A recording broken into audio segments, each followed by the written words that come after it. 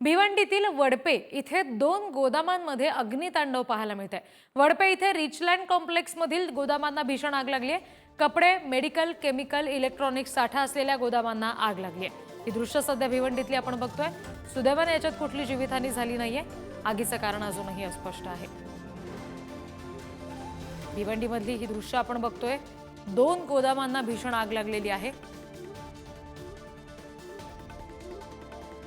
या सगळ्या संदर्भात आणखी तपशील घेऊयात। प्रतिनिधी मोनिश गायकवाड आपल्याशी जोडले गेलेत त्यांच्याकडून। मोनिश, आत्ताची काय परिस्थिती आहे? आगीवर नियंत्रण मिळवण्यात यश येत आहे का?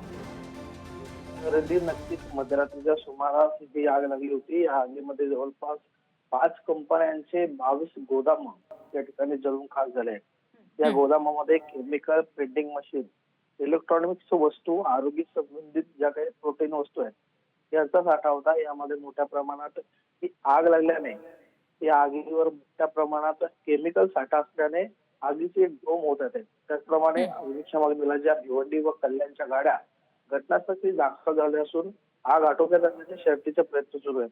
सुदैवाने यामध्ये कुठल्याही प्रकारची जीवितहानी झाली नसून आग आटोक्यात आणण्यासाठी जवळपास अजूनही 7 ते 8 तास लागू शकतात अशी माहिती अधिकाऱ्यांकडून दिली जाते। सिद्धी जी निश्चित, आणि त्याच्यामुळे आता संपूर्णपणे परिस्थितीवर कधी नियंत्रण मिळवलं जाते हे पाहणं सुद्धा तितकंच महत्त्वाचं असेल। धन्यवाद मोनिश दिलेल्या सगळ्या माहितीसाठी।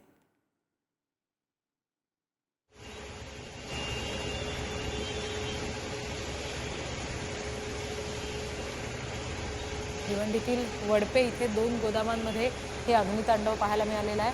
अग्निशमन दलाकडून सध्या परिस्थितीवर नियंत्रण मिळवण्यासाठी प्रयत्न सुरू आहेत, मात्र अजूनही आगीचा भडका कायम आहे।